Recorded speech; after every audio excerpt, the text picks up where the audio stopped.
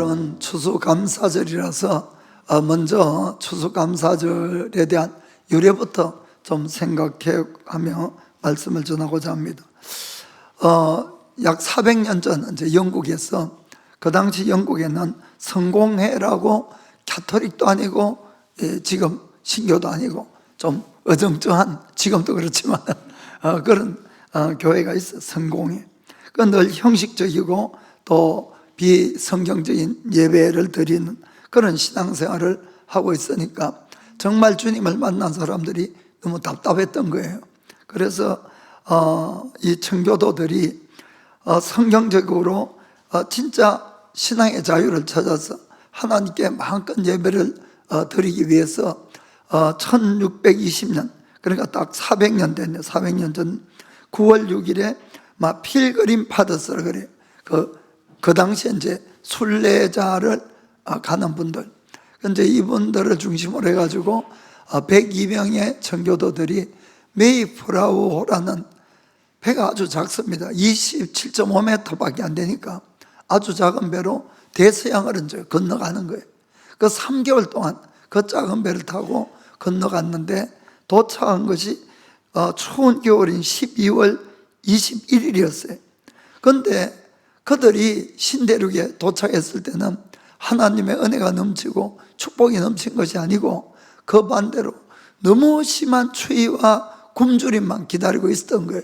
그 102명이 갔는데 그의 겨울에 얼마나 춥고 배가 고팠던지 반이 50명이 돌아가신 거예요. 사실은 우리가 인간적으로 생각해 보면은, 아니 하나님을 더 잘 믿겠다고 그 목숨을 걸고 바다를 건너고 그 땅을 갔는데 축복이 아니라 그 시련과 어려움이 사실 기다리고 있었던 겁니다.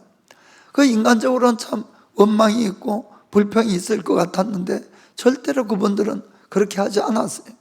오히려 봄이 되니까 이제 좀 활동을 할 때에 자기들의 집을 먼저 지은 것이 아니고 다 모여서 교회부터 먼저 지었어요.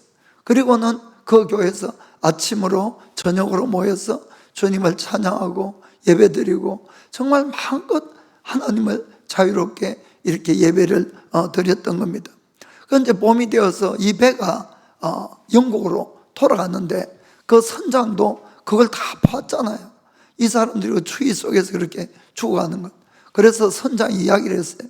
여기 아무것도 없는 이 황무지에서 어떻게 살아가겠냐고, 지금이라도 본국에 돌아갈 사람이 있으면은 공짜로 태워줄 테니까 타고 같이 가자고 했는데도 아무도 그 배를 타지 않았던 거예요. 이분들은 그 추운 겨울에 동료가 반 이상이나 이렇게 죽어 나갔음에도 그들은 자기들이 마음껏 하나님을 섬길 수 있다는 것에 더 감사했던 겁니다. 그래서 이제 봄에 씨앗을 뿌리고 먹을 것이 없지만은 그 여름을 견디고 이제 가을이 와서 첫 수확을 했을 때 얼마나 큰 감격과 기쁨이 있었던지 그것을 이제 하나님께 드린 날이 바로 오늘날 추수감사절 예배의 시작이 된 거예요. 할렐루야. 그래 약 한 40년 전 이야기인데 어떤 신문 기자가 이 남미 쪽, 북미가 있고 남미가 있잖아요. 남미 쪽의 어떤 대통령에게 질문을 한 적이 있어요.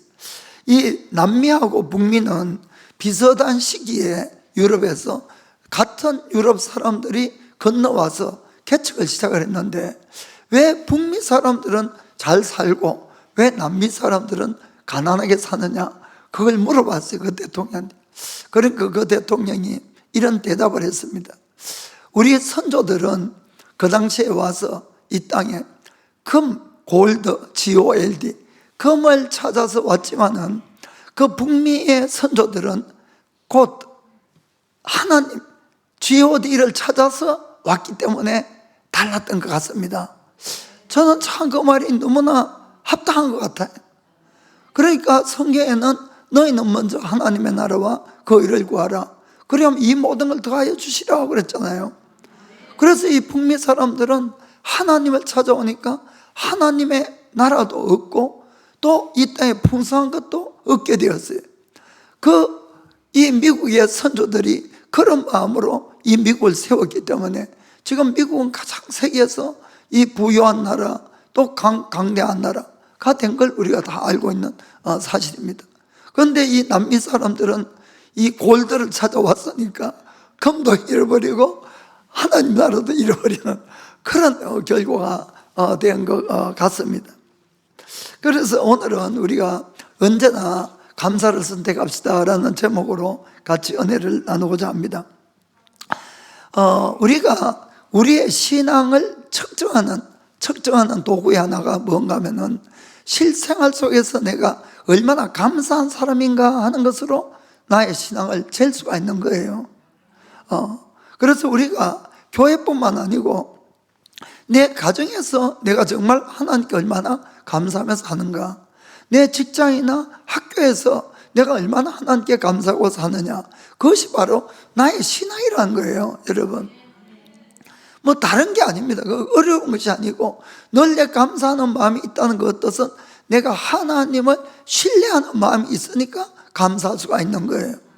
하나님을 신뢰하지 못하면 힘든 일에 불평하고 원망할 수밖에 없겠죠. 그러나 이 모든 것을 바꾸어서 반드시 나에게 유익이 되게 한다, 이것이 믿어지면 감사할 수 있는 것입니다. 아멘. 우리 인생에는 누구라도 다 고난도 있고 어려움도 있고 힘든 일이 다 있습니다. 그래서 우리가 좋을 때만 기뻐하고 좋을 때만 감사할 것 같으면 이 세상은 너무 슬픔으로 꽉 찰 것 같아요. 너무 짜증나고 너무 분노가 날 것 같아요. 성경은 우리에게 이렇게 이야기하죠. 데살로니가 전서 5장 16절부터 19절까지 같이 읽겠습니다. 항상 기뻐하라, 쉬지 말고 기도하라, 범사에 감사하라, 이는 그리스도 예수 안에서 너희를 향하신 하나님의 뜻이니라. 아멘. 예수를 믿는 우리들에게는 언제나 기뻐하고 모든 일에 감사하라고 이렇게 말씀을 하는 겁니다. 아니, 하나님 좋은 일도 안 생기는데 뭘 그렇게 감사하고 기뻐합니까? 이렇게 이야기를 할 수가 있겠지만은, 믿음이란 것은 여러분, 나의 선택이란 것을 늘 기억을 하시기 바랍니다. 내가 기뻐한 일이 있어서 기뻐하는 것이 아니고 주님이 기뻐하라고 그러니까 기뻐하는 거예요. 기쁨을 선택하는 거예요. 내가 감사할 일이 없지만은 감사를 선택하는 것이, 그것이 바로 믿음 생활이라는 것을 꼭 믿으시길 바랍니다. 그럼 왜 우리가 모든 것을 기뻐하고 감사해야 되느냐? 그 근거가 어디 있느냐? 로마서 8장 28절에 하나님은 이렇게 약속을 해줍니다. 우리가 알거니와 하나님을 사랑하는 자, 곧 그 뜻대로 부르심을 입은 자들에게는 모든 것이 합력하여 선을 이루느니라. 아멘. 이것은 모든 사람에게가 아니고 내가 진짜로 예수님을 믿고 예수님을 사랑하는 사람에게는 모든 일이, 비록 나의 지금 슬픈 일이 있고 아픈 일이 있고 괴로운 일이 있어도 마지막에는 반드시 이것을 합력해서 선을 이루어 주시겠다, 이것이 하나님의 약속이다, 이런 이야기입니다. 그러면은 그 약속을 내가 믿는다는 것은, 그럼 나는 감사를 선택해야 되고 기쁨을 선택을 해야 되는 겁니다. 내가 불평하고 원망이 난다고 불평하고 원망만 하면은 이것은 하나님을 믿는 것이 아니에요. 그러면 하나님이 역사를 할 수가 없다는 겁니다. 내가 감사하고 기뻐하고 힘들어도 그럴 때 반드시 나의 믿음대로, 우리의 믿음대로 하나님이 감사가 넘치고 기쁨이 넘치게 할 줄 믿습니다. 자, 그럼 우리가 어떤 때 감사해야 될까? 자, 먼저는 상대방이 어떠한 사람일지라도 감사를 선택해야 된다, 이런 이야기입니다. 우리 인생에는 여러 사람들을 만납니다. 그리고 사람의 만남은 너무나 중요해요. 그것이 우리 인생에 아주 큰 영향을 미치기 때문에 그렇습니다. 그 사람의 만남이 내 운명을 결정할 수도 있지요. 그런데 이 만남이 좋은 만남이면 괜찮은데, 아유, 말도 안 되는 사람과 만나면 그날부터 이제 고난의 연속이 되는 거지요. 그런데 그 말도 안 되는 사람이 남이고 또 한 번의 만남이라면은 뭐 큰 문제가 될 건 없어요. 그날 좀 재수가 없었다 이러면 끝나는 거예요. 그런데 이게 매일 봐야 되는 사람이면은 정말 너무너무 큰일이 생긴다, 이런 이야기입니다. 그런데 그렇게 해서 우리에게 그런 좀 상대방에 대해서 싫은 감정이 도를 넘치면은 이런 마음이 들지요. 내가 저 사람만 안 만났으면 그래도 내 인생이 좀 행복할 텐데 왜 저걸 만나가지고 내가 이렇게 고생하냐고 그런 마음이 들 수가 있어요. 그런데 참 안타깝지만은 그런 사람이 교회 가니까 있더라니까요. 교회가 더 있고 회사가 더 있고 학교가 더 있고 심지어는 가정에도 있을 수가 있다, 이런 이야기입니다. 여러분, 이 세상에 내 마음에 100%딱 들고 나에게 정말 잘해준 사람 있을까요, 없을까요? 한 사람도 없어요, 여러분. 그거 어떻게 합니까? 아니, 자기를 보면 알지. 여러분 자기 스스로가 자기 마음에 딱 듭니까? 아니, 자기도 자기 마음에 딱 들지 않고 얼마나 거짓말 많이 하고 약속 이기고 얼마나 많이 하고 있어요. 그런데 남한테는 사람이 늘 완벽한 걸 바라는 겁니다. 여러분, 그건 안 돼요. 그거는 우리가 내 자신이 부족하고 결점이 많듯이 누구라도 다 그렇다는 것을 서로 인정을 해야 되는 겁니다. 그것을 받아들여야 되는 것이에요. 그 하나님은 왜 그런데 그런 사람을 잘못 만나게 해가지고 이런 어려움을 당하게 하느냐? 특별히 예수 믿는 사람들은 하나님께서 우리 한 사람 한 사람을 새로 만들어가는 과정이라는 것을 꼭 여러분들이 이걸 믿으셔야 됩니다. 그래서 우리가 예수 믿으면은 하나님의 자녀라고 성경은 되어 있는데, 아니, 내 모습 보면 하나님의 자녀 같은 것이 아닌 것도 많이 있잖아요. 그러면 하나님은 이것을 하나하나 뽑아낸다는 것을 여러분 아셔야 됩니다. 그러니까 예수 믿으면 안 믿는 사람보다도 고난이 많을 때가 있어요, 사실은. 왜 그런가 하면 내 성질이 똑같거든. 그러면은 고난이 끊임이 없는 거예요, 사실은. 하나님은 일단 계약을 해서 자녀가 됐으니까 어떻게 해서라도 이걸 고쳐야 되니까. 그래서 여러분들이 그냥 예수 믿고 뭐 천국 가면 된다든지 예수 믿으면 잘 된다든지 아니에요, 여러분. 그것이 아니라 하나님은 정말 자녀로서 우리를 고쳐간다는 사실을 꼭 믿기를 바랍니다. 솔직하게 우리 속에 얼마나 나쁜 이 성격이 있고 거짓말도 잘하고 또 시기 질투, 경쟁심 뭐 이런 것들이 많잖아요. 성실하지도 못하고 교만하고. 그러면은 하나님을 다 뽑기 위해서 누굴 사용하느냐? 내 주위에 사람들을 사용한다는 것을 여러분이 아시길 바랍니다. 어떨 때는 그래요. 아유, 하나님 그래도 저 사람 말고 딴 사람 없어요. 그랬는데 하나님이 더 잘 아세요. 그 사람이 아니면 내가 안 고쳐져. 그 사람이니까 내가 힘들어하고 결국 나를 고칠 수밖에 없다는 걸 아시길 바랍니다. 그 제가 살아가면서 보면은 세상에서 아주 신기한 것 중에 하나가 이 부부간의 만남, 부부간의 만남. 아니, 부부가 이제 결혼하기 전에 사실 고르고 골라서 결혼하잖아요. 아무나 막 결혼한 사람은 없잖아요. 고르고 골라서. 이 세상에 70억이 넘는 인구 중에서 그래도 저 사람이면은 나를 좀 행복하게 하겠다 싶어서 그 사람을 골라서 결혼하는데, 아니, 살다 보면은 다들 자기 반려에 대해서, 상대에 대해서 다들 불만이 너무 많은 거예요, 불만이. 그건 누가 골랐어요? 아니, 내가 골랐는데 왜 그래 불만들을 많이 가지고 있는지 모르겠다는 겁니다. 여러분, 저는 제가 이제 목회를 하다 보니까 많은 부부 상담도 하고 이렇게 합니다. 그런데 제가 안 거는 많은 부부를 만나면서 깨달은 것은 부부인데 왜 이렇게 서로 다르지 않은 거예요. 아니, 성격이 너무 성격이 거의 대부분은 정반대예요, 정반대. 아니, 근데 어떻게 저렇게 만났지 하는 그런 생각이 들 때가 있습니다. 그런데 그 누가 만나게 했겠습니까? 하나님이 만나게 한 것이에요, 여러분. 몸부림쳐도 안 되는 거예요. 그러니까 그 안 만난 사람이 어떻게 내 눈에 그때는 막 콩깍지가 끼가지고 그 사람을 탁 집어서 골랐는지. 그러니까 하나님이 그런 만남을 다 가지게 한 거예요.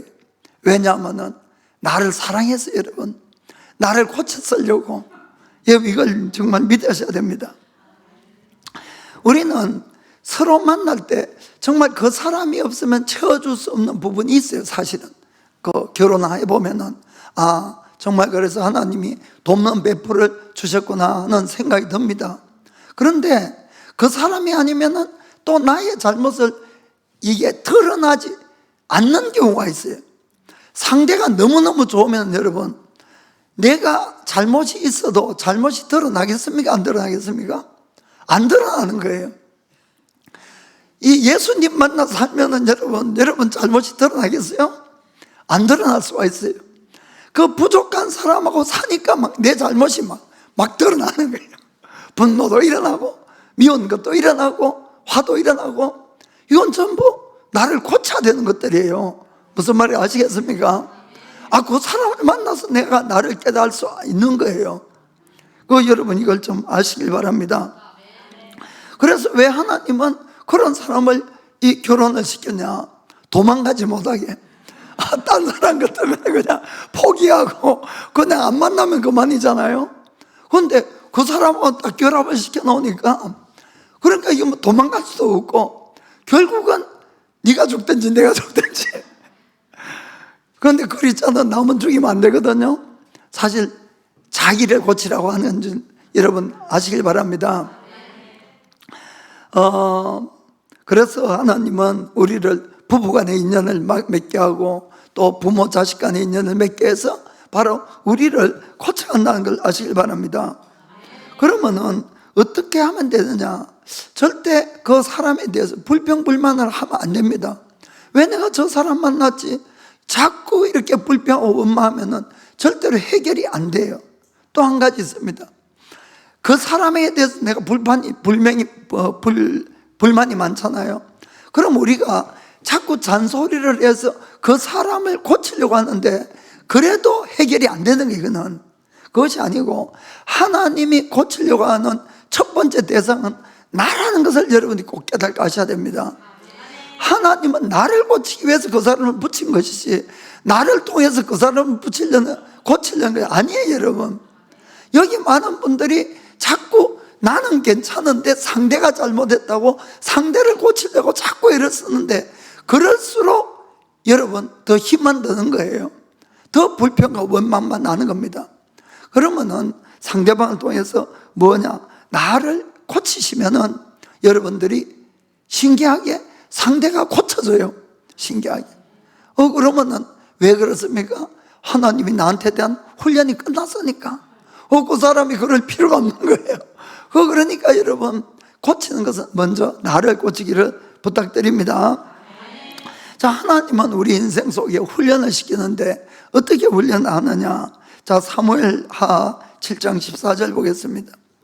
나는 가는 하나님이고, 여기 그의 아비 가는 그는 솔로몬이에요. 사실은 나는 그의 아비가 되고 그는 내 아들이 되리니, 저가 만일 죄를 범하면 내가 사람 막대기와 인생 채찍으로 징계하려니와.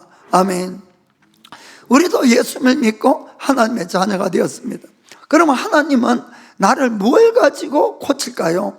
사람 막대기와 인생 채찍이라는 것을 여러분 아시길 바랍니다. 그래서 내가 하나님 앞에 올바른 길을 가지 못하고 또 올바르지 못한 그런 것들을 가지고 있으면 반드시 내 주위에 만나는 사람을 통해서 나를 고쳐간다는 것을 여러분 아시길 바랍니다. 우리가 성경을 읽어보면 요셉이라는 인물이 나오는데, 구약 성경에 요셉은 아주 선량한 사람이었어요. 그것뿐만 아니고 정말 요셉처럼 하나님을 두려워하고 바르게 살려고 몸부림친 사람도 없을 정도로 요셉은 그런 사람이었죠. 요셉은 나중에 13년 동안이나 노예 생활을 합니다만은 그 힘든 생활 속에서도 요셉은 죄를 짓지 않으려고 아주 몸부림을 치면서 이렇게 살아갔다는 것을 우리가 볼 수가 있어요. 그가 노예 생활을 할 때 어느 날 그 주인의 이제 아내가 요셉이 인물이 잘생겼다고 되어 있어요. 잘생겼다. 그러니까 이 요셉을 유혹을 하기 시작한 겁니다. 그때 요셉이 뭐라고 대답하는가 봅시다. 창세기 39장 9절 10절 보겠습니다. 자, 이 집에는 요셉이 이야기합니다. 나보다 큰 이가 없으며 주인이 아무것도 내게 금하지 아니하였어도 금한 것은 당신뿐이니 당신은 자기 아내 임이니라. 그런즉 내가 어찌 이 큰 악을 행하여 하나님께 덕죄하리까. 자, 10절에 이 여인이 날마다 요셉에게 청하였으나 요셉이 듣지 아니하여 동참하지 아니할 뿐더러 함께 있지도 아니하니라. 아멘. 이 요셉의 말을 들어보시길 바랍니다. 그에게는 언제나 하나님이 있었어요. 하나님을 의식하고 살았어요. 비록 노예 생활을 하지만 무슨 말인지 아시겠습니까? 그런 요셉인데도 하나님은 왜 그를 14년 동안이나 그 힘든 노예 생활을 계속시켰을까 하는 것을 우리가 생각해 볼 수가 있습니다. 이 요셉은 이 야곱의 12명의 아들 중에 11번째 태어났어요. 이 야곱에게는 막 좀 위후가 있어서 아내가 4명이 있었어요. 그런데 그 중에 자기가 가장 사랑하는 이 라헬이라는 여인에게서 11번째 태어났으니까 이 요셉은 정말 야곱은 이 요셉을 눈에 넣어도 안 아플 아들로 너무너무 그 편애를 하기 시작한 거예요. 이 아버지 잘못입니다만은, 그러니까 좋은 것이 있고 좋은 옷만 생기면 이 아들한테 다 주니까 형들이 얼마나 미워하겠어요. 형들이. 게다가 더 큰 문제로 생긴 거는 요셉이 가끔 꿈을 꾸고는 그 꿈을 또 자랑 안 해. 또 형 앞에서 그냥 입 다물고 있으면 되지. 또 아버지한테나 이야기를 하면 되지. 막 형한테 자랑을 하니까 이게 막 형들하고 막 미움이 팍 박힌 거예요. 그 결국은 형들이 요셉을 애굽 땅에다가 팔아버리고, 그래서 그때부터 노예 생활을 하는데 얼마나 노예 생활이 힘듭니까? 그 당시는 가축이나 노예나 똑같았어요.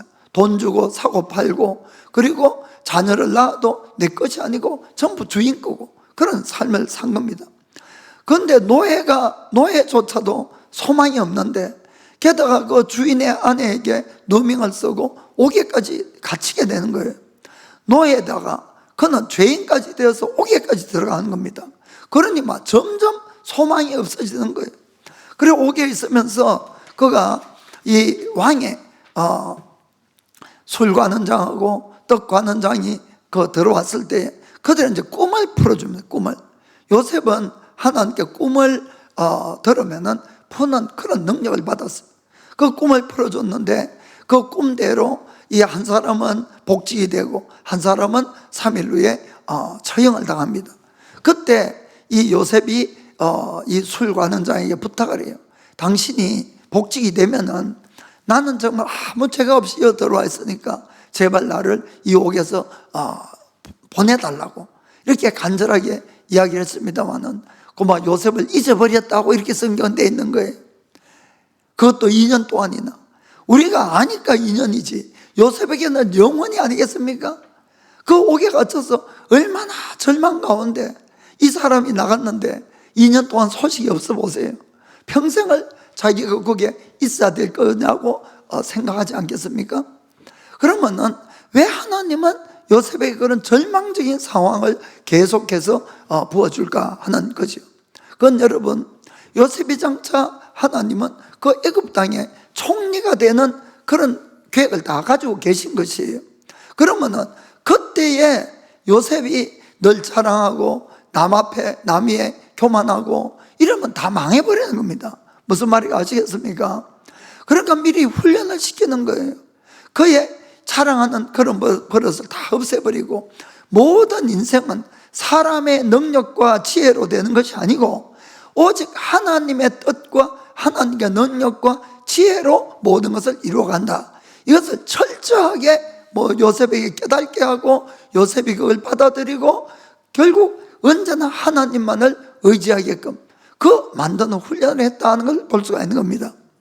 그 실제로 요셉은 그 고난을 통해서 정말 겸손한 사람이 되고 오직 하나님만 나타낸 사람이 된 거예요. 그 후에 이 애굽 왕 바로가 이 꿈을 꾸었어요. 그 꿈을 풀 사람이 없어서 고민하고 있다가 요셉이 꿈을 잘 푼다는 소문을 듣고 이제 요셉을 불러왔을 때 이야기를 보겠습니다. 자, 창세기 41장 15절 16절 보겠습니다. 바로가 요셉에게 이르되 내가 한 꿈을 꾸었으나 그것을 해석하는 자가 없더니 들은즉 너는 꿈을 들으면 능히 푼다더라. 자, 요셉이 바로에게 대답하여 가로되 이는 내게 있는 것이 아니라 하나님이 바로에게 평안한 대답을 하시리이다. 아멘. 요셉은 자기를 늘 쑥 빼는 자가 된 거예요.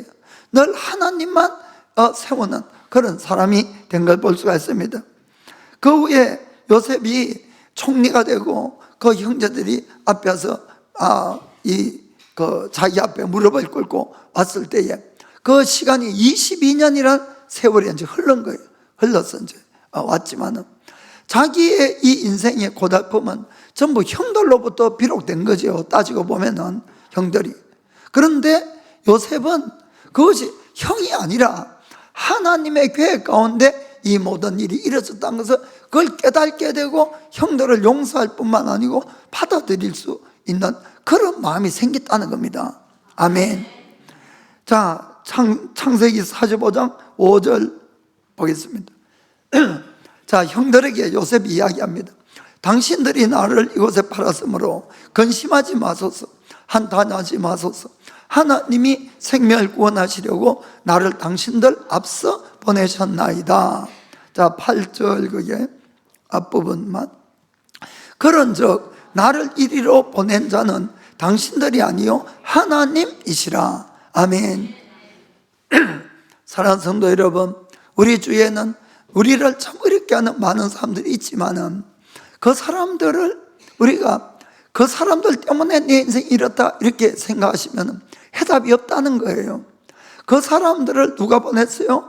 요셉 같으면은 하나님이 보냈다는 거예요. 제 말 뜻을 아시겠습니까? 하나님이 나를 위해서 보낸 거예요, 여러분. 그 괴롭히려고가 아니고 나를 위해서. 그 목적이 뭡니까? 왜 요셉이 애굽에 팔려야 됐느냐? 그 하나님의 계획 가운데 목적을 안 거예요. 자, 거기 6절, 7절 먼저 읽어보겠습니다.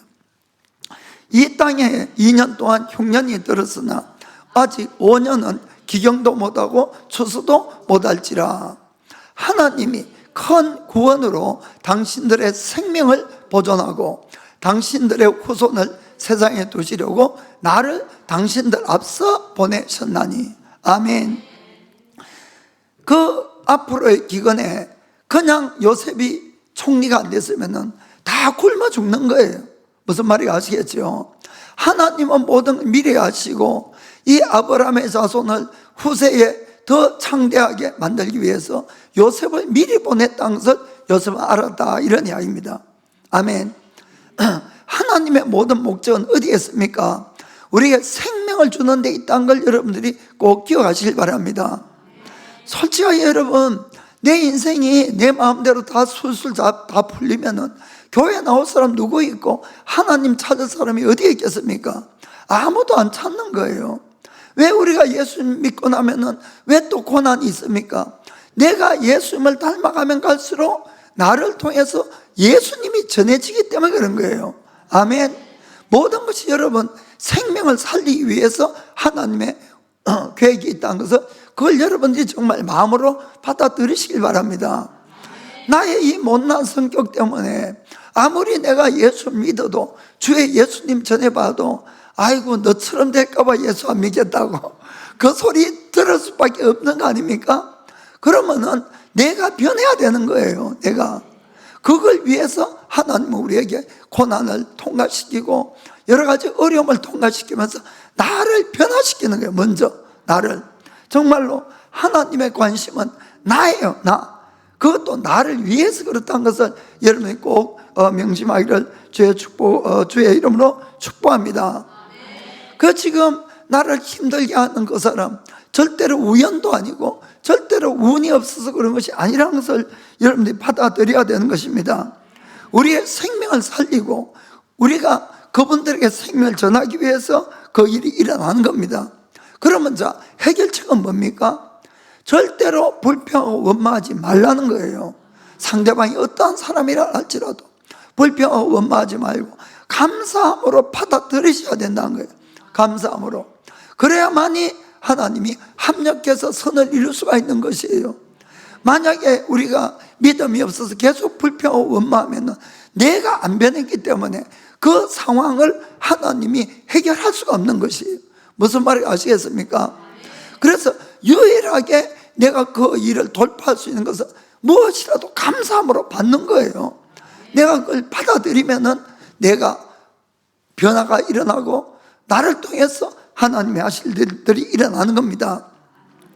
우리가 일반적으로 보면은 우리가 가정 안에서도 이렇게 일어나는 일들이 이 남편과 아내와 자녀들에게 각각 서로 좋은 점들도 많이 있어요, 사실. 근데 대부분은 좋은 것을 발견해서 칭찬하고 격려하고 감사하고 이렇게 하기보다는 좀 마음에 안 드는 걸 서로 지적하고 불평하고 원망하고 이럴 경우가 좀 많이 있어요, 사실은. 그런 경향이. 여러분, 아까도 이야기했지만은 그 모든 것은 나를 고치려고 하는 하나님의 의도가 있다는 걸 아시길 바랍니다. 그래서 우리는 다른 사람이 이것이 안 좋아, 마음에 안 들고 저것이 마음에 안 들고 막 지적을 하지만은 여러분, 내 주위에 있는 사람은 솔직히 나에 대한 거울이라고 여러분이 생각하시길 바랍니다. 무슨 말인가 하면은 사람은 자기를 제일 몰라요. 자기를 제일 모르니까 그 내 주위에 있는 사람들의 이 좀 안 좋은 것들이 바로 나라는 거예요. 나. 그것이 거울에 비친 거다 하고 이렇게 생각하시면 됩니다. 그러면은 그 사람을 보고 그 사람의 고쳐야 될 것을 바로 나를 고치기 시작하시면은 여러분은 해결된다는 것을 믿기를 축복합니다. 그래서 하나님은 우리 주위 사람들을 거울로 두시고 나를 고쳐서 내가 더 참된 하나님의 사람이 되도록 인내하고 더 성실하고 또 겸손하고 온유하고 이런 사람으로 만들어 간다는 걸 믿기를 축복합니다. 자, 그러면은 우리가 내 주위에 있는 먼저 가족 또 내 주위 사람들에게 할 일은 뭐냐? 감사함으로 받아들이는 거예요. 감사하는 거예요. 그리고 그 사람들에 대해서 뭔가 좀 고쳤으면 좋겠다 하는 부분은 나를 바라보시기 바랍니다. 틀림없이 내 속에도 그런 부분이 있는 거예요. 그리고 나를 고치면은 정말 그분들도 고쳐진다는 것을 꼭 기억하기를 축복합니다. 자, 옆에 분들 보고 말씀하세요. 당신이 있어서 감사합니다. 당신이 있어서 감사합니다. 아멘. 자, 그 다음에 우리가 환경이 어떤 환경이 되도록 감사를 해야 됩니다. 우리 인생에는 때로는 참 어려운 환경을 닥칠 때가 있어요.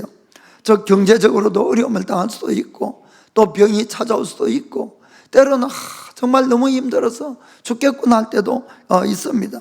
그 하나님은 왜 그런 시련을 가끔 우리에게 허락할까 하는 이야기입니다. 사도 바울은 정말 하나님 앞에 놀랍도록 헌신한 사람이었는데도 이런 고난을 겪었습니다. 자, 고린도후서 1장 8절부터 10절 보겠습니다. 형제들아, 우리가 아시아에서 당한 환난을 너희가 알지 못하기를 원치 아니하노니 힘에 지나도록 심한 고생을 받아 살 소망까지 끊어지고 우리 마음에 사형 선고를 받은 줄 알았으니 이는 우리로 자기를 의뢰하지 말고 오직 죽은 자를 다시 살리시는 하나님만 의뢰하게 하심이라. 그가 이같이 큰 사망에서 우리를 건지셨고 또 건지시리라. 또한 이후에라도 건지시기를 내가 그를 의지하여 바라노라. 아멘. 왜 그런 고난이 왔습니까? 심지어는 사형 선고를 받은 것처럼 절망 가운데 빠졌는데 그 이유는 죽은 자도 살리는 하나님만 의지하기 위함이다 하는 겁니다. 아멘. 여러분, 우리가 예수님을 믿는다는 것을 여러분이 잘 생각을 해야 되는 것은 예수님을 옛날에 한번 잘 믿었다 이것으로 천국 가는 것이 아니에요. 여러분, 믿음은 언제나 현재 진행형이 되어야 된다 이런 이야기입니다. 그 뜻은 옛날에도 잘 믿었지만은 지금도 잘 믿어야 되고 앞으로도 잘 믿어야 된다는 것을 말씀하는 것이에요. 아멘. 그래서 우리는 신앙생활을 하다 보면은 하나님도 의지하고 믿지만은 우리가 돈도 의지하고 사람도 의지하고 다른 것도 의지하고 자꾸 그렇게 딴 것을 의지하는 마음이 우리 속에 생길 때가 있다는 겁니다. 그러면 하나님은 우리 어떻게 할까요? 우리를 아주 아무것도 의지할 수 있는 곳이 없도록 다 가져가는 거예요, 여러분. 무슨 말이 아시겠죠? 내가 의지하는 것들, 내가 하나님 외에 다른 걸 의지한다는 뜻은 뭐냐면 우상 숭배를 하는 거예요, 여러분. 무슨 뜻인지 아시겠죠? 그 우상 숭배, 내가 의지하고 있는 그것이 나를 천국으로는 인도할 수 없다는 겁니다. 그래서 하나님은 나를 사랑해서 나를 끝까지 천국에 데려가려면은 내가 의지하는 것을 다 뽑아버려야만이 두 손 들고 천부여 의지 없어서 주님만을 의지합니다, 이렇게 되는 거예요. 아멘. 그래서 내 마음이 주님을 떠나거나 신앙의 훈련을 할 때는 우리에게 의지할 수 있는 것 싹 다 뺏어간다는 것을 여러분 아시길 바랍니다. 그때는 다들 죽는다 그러지만 안 죽을 거니까 걱정하지 마세요. 그래서 결국 지난주에도 말씀을 드렸지만은 그 좋은 예가 애굽의 노예에서 이 해방을 받고 온 이스라엘 민족들의 그 여정과 똑같다는 걸 아시길 바랍니다. 하나님이 이스라엘 백성들을 인도하려는 곳은 적과 꿀이 흐르는 가나안 땅이었어요. 그러나 그 애굽에서 나와서 바로 가나안 땅으로 데려간 것이 아니고 광야를 먼저 거쳐서 갔다는 걸 아시길 바랍니다. 그 광야는 왜 광야입니까? 아무것도 없는 곳이에요. 광야는 아무것도 없지만은 하나님의 말씀을 의지하고 하나님을 따라가니까 매일같이 하늘에서 양식이 내리는 거예요. 만나라는 양식이. 그걸 먹고 40년을 산 겁니다. 그래서 가르친 것이 뭡니까? 사람이 떡으로만 사는 것이 아니고 하나님 입에서 나오는 한 말씀 한 말씀으로 사느니라, 그것을 가르쳐 주는 것이에요. 아멘. 그런데 참 불행하게도 이 이스라엘 백성들은 그걸 믿지도 않고 이해하지도 않고 늘 힘만 들면 불평하고 원망하고 그렇게 하니까 거의 대부분 다 광야에서 죽고 말았다는 것을 여러분 아시길 바랍니다. 그래서 이 이스라엘 백성들의 이 광야의 사건이라는 것은 오늘날 우리 신앙생활에 바로 이 하나님이 인도하는 모델이에요. 모델. 똑같다는 겁니다. 우리가 하나님에 대한 참된 믿음을 가지면 괜찮지만은 믿음이 흔들리고 믿음이 딴 쪽으로 가면은 반드시 광야에 넣어서 우리를 훈련시키는 것이에요. 우리에게서 갖다가는 없는데 이것도 빼앗아가고 저것도 빼앗아가고 완전히 다 빼앗아가는 그런 느낌이 들 정도로 다 빼앗아가는 겁니다. 왜 그럴까요? 아까 말씀드렸듯이 우리가 다른 걸 의지하는 것이 아니라 죽은 자도 살리는 하나님만 의지하도록 우리를 만들어가는 과정이라는 것을 여러분 꼭 명심하시길 바랍니다. 우리가 여러분 중에는 그런 일들을 겪은 분들도 있을 거예요. 이것도 저것도 다 없어지고 이제 나 죽었다. 그런데 죽었습니까? 안 죽어요. 사실은 하나님이 훈련이니까 안 죽었으니까 다 여기 계시지. 안 죽어요. 그러니까 여러분들이 힘든 일이 오면은 이제는 정말 절망 같으면은 그것이 왜 그 일이 일어났습니까? 하나님을 찾으라는 신호예요. 그게 제발 하나님께 부르짖길 바랍니다. 하나님께 기도하시길 바랍니다. 그래서 주님은 응답을 해 주시려고 기다리는데 하나님은 찾지 않고 계속 원망하고 불평만 하면 어떻게 될까요? 이스라엘 백성하고 똑같은 그런 운명이 되는 것이에요. 그러니까 여러분, 힘이 들면 들수록 우리 속에는 불평과 원망이 일어납니다. 그러나 그걸 참으셔야 돼요. 입 밖에 내지 마시고 오히려 주님 앞에 와서 기도하세요. 기도. 그리고는 하나님, 이 일도 반드시 합력해서 선을 이룰 줄 믿습니다 하고 감사하세요. 감사. 그러면 어느덧 그런 문제들이 하나 둘 해결돼 가는 겁니다. 하나님 우리의 중심을 다 아시기 때문에 내 믿음이 성장하는 만큼 우리를 그 해결을 해줄 줄 믿습니다. 그렇습니다. 이 사도 바울은 성령님의 인도하심으로 이 신라와 함께 처음으로 유럽에 갔어요. 거기서 복음 전도를 했습니다마는 어느 날 점치는 귀신을 쫓아내는 것 때문에 그는 심한 매를 맞고 깊은 옥에 갇히고 발에는 족쇄를 채우는 그런 이제 일을 만나게 되었어요. 인간적으로는 하나님이 좀 원망스러울 거 아닙니까? 자기가 뭐 나쁜 일을 한 것도 아니고 하나님이 가라고 그래서 유럽을 갔고 거기서 복음 전하고 귀신 쫓아냈는데 다 한 것이 아주 너무 심한 일이어서, 그러나 그들은 어떤 불평도 불만도 이야기하지 않고 오히려 하나님께 기도하고 하나님을 찬양했다고 이렇게 성경되어 있습니다. 자, 사도행전 16장 23절부터 25절 보겠습니다. 많이 친 후에 옥에 가두고 간수에게 분부하여 든든히 지키라 하니, 자, 그가 이러한 영을 받아 저희를 깊은 옥에 가두고 그 발을 착고에 든든히 접었더니 밤중쯤 되어 바울과 실라가 기도하고 하나님을 찬미하며 죄수들이 듣더라. 아멘. 인간적인 생각에는 그저 불평하고 원망이 나올 상황이라도 그들은 그렇게 하지 않았다는 겁니다. 오히려 하나님을 기도하고 하나님을 찬양하니까 그 안에 있는 죄수들까지 다 들었다는 거예요. 그러니까 어떤 일이 바로 일어났습니까? 26절 보니까 이에 홀연히 큰 지진이 나서 옥터가 움직이고 문이 곧 다 열리며 모든 사람의 매은 것이 다 벗어진지라. 놀라운 일이 일어난 거예요.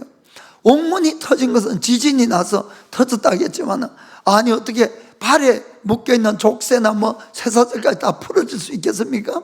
그건 분명히 하나님께서 하신 것이에요. 그래서 이 간수가 이 죄인들이 다 도망간 줄 알고 칼을 빼서 자결하려고 하는데 바울과 실라가 소리를 쳤지요. 우리가 다 여기 있으니까 자해하지 말아라, 이렇게 이야기를 했습니다. 그러니까 이 간수가 벌벌 떨면서 불을 들고 왔어요. 그 구절을 보겠습니다. 29절부터 32절까지. 간수가 등불을 달라고 하며 뛰어들어가 무서워 떨며 바울과 실라 앞에 부복하고 저희들을 데리고 나가 가로되, 선생들아, 내가 어떻게 하여야 구원을 얻으리 할까 하거늘 가로되, 주 예수를 믿어라. 그리하면 너와 내 집이 구원을 얻으리라 하고, 주의 말씀을 그 사람과 그 집에 있는 모든 사람에게 전하더라. 아멘. 그래서 그 사람들이, 그 간수뿐만 아니고 그 모든 가족들이 다 구원을 받고 세례까지 받았다고 되어 있는 겁니다. 그러면은 왜 바울에게 그런 엄청난 일이 일어났습니까?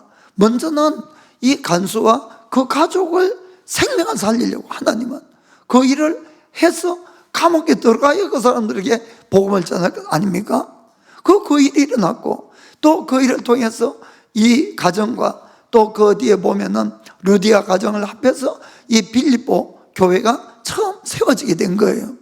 그러니까 하나님의 뜻은 우리가 어려움을 무조건 통과하게 하는 것이 아니고 생명을 살리는데 항상 초점이 있다는 걸 여러분들이 명심하시길 바랍니다. 그렇습니다. 그래서 우리가 고난의 때에 여러분들이 불평하고 원망하면 해결이 안 되는 거예요. 거기엔 하나님의 뜻이 있기 때문에. 그래서 아까 말씀드린 것처럼 오히려 하나님께 감사하고 하나님께 기도하고 하나님을 찬양하시길 바랍니다. 그러면 영적인 지진이 일어나서 바울이 일어났던 것처럼 우리를 묶고 있는 모든 영적인 쇠사슬이 다 풀어지게 되고, 그리고는 시간이 좀 지나면 현실적인 문제까지도 다 풀어지게 될 줄 믿습니다. 아멘. 그렇습니다. 마지막으로 한국의 손양원 목사님 간증을 하고 마치겠습니다. 이 손양원 목사님은 1938년 평양신학교를 나와서 이 문동병 그 수용소가 있는 그 당시에, 지금도 거기 있습니다만은 소록도에 있는 애양원 교회에 이 목회를 이제 부임을 받아갔어요. 그때는 이제 일제 시대였어요. 일제 시대. 그래서 한국에 있는, 전국에 있는 이 문동병자들을 소록도로 다 모아가지고 그곳에 이제 집단 수용 생활을 시켰죠. 그런데 거기에 이제 복음을 전하려고 교회가 조그마한 교회였었는데 거기에 이제 손 목사님이 가신 겁니다. 그 당시에 수용되어 있는 사람들이 1,500명 정도 거기에 수용되어 있었어요. 그 아무도 가기 싫어하는 그곳에 이제 손 목사님이 가셨어요. 그리고는 그들의 친구가 되어서 그들과 밥도 같이 먹고 많은 사람들이 두려워서 이 문둥병 옮을까 봐. 그런데 이분은 같이 식사도 하고 또 몸이 불구자가 돼가 불편해서 몸을 못 씻는 사람 몸도 씻어주고 또 이 고름이 생기면 너무너무 아프다 그러더라고요. 그것을 손으로 다 짜서 때로 막 입으로 빨았다고도 하시더라고요. 자관 그렇게 해서 그분들에게 복음을 전해서 정말 그 손 목사님을 너무너무 이제 존경하고 이렇게 있었어요. 그런데 한 2년 있다가 그때 1940년 때부터 이 일본의 신사참배를 강요를 하기 시작했거든요.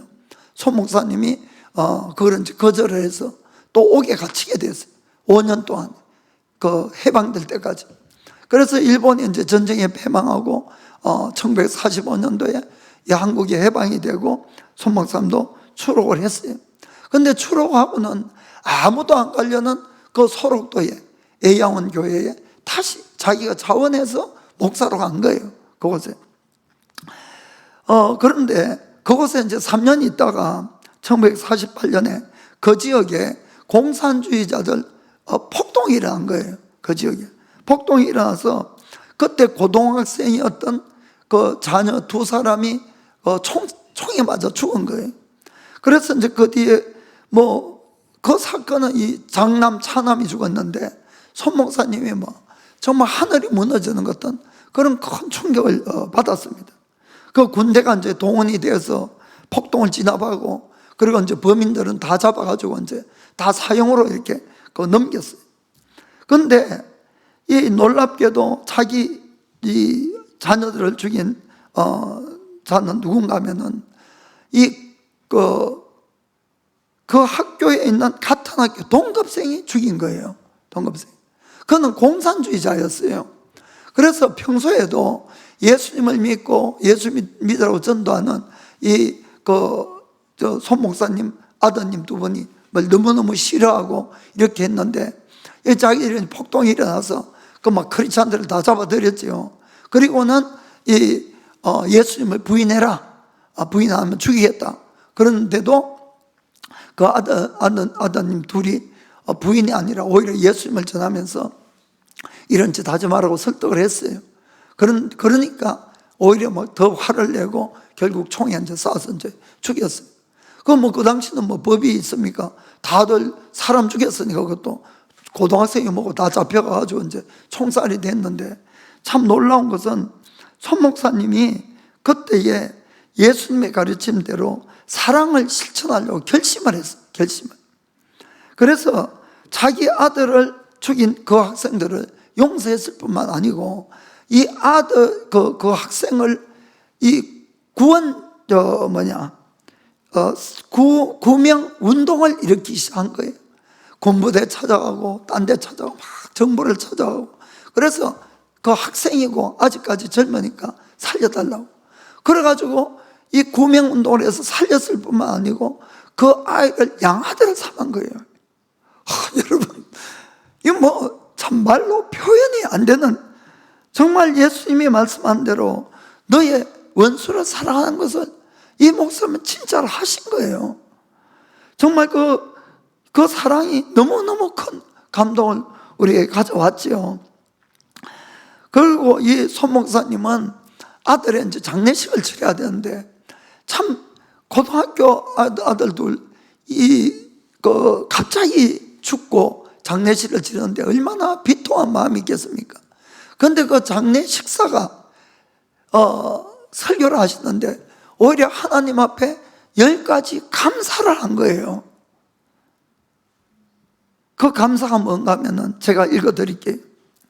우리 집안에서 순교자를 낳게 하신 하나님 진심으로 감사합니다. 이런 보물 같은 자식들을 수많은 성도 중에서 나에게 주신 것을 진심으로 감사드립니다. 우리 집에 3남 3녀 자녀가 6 있었어요.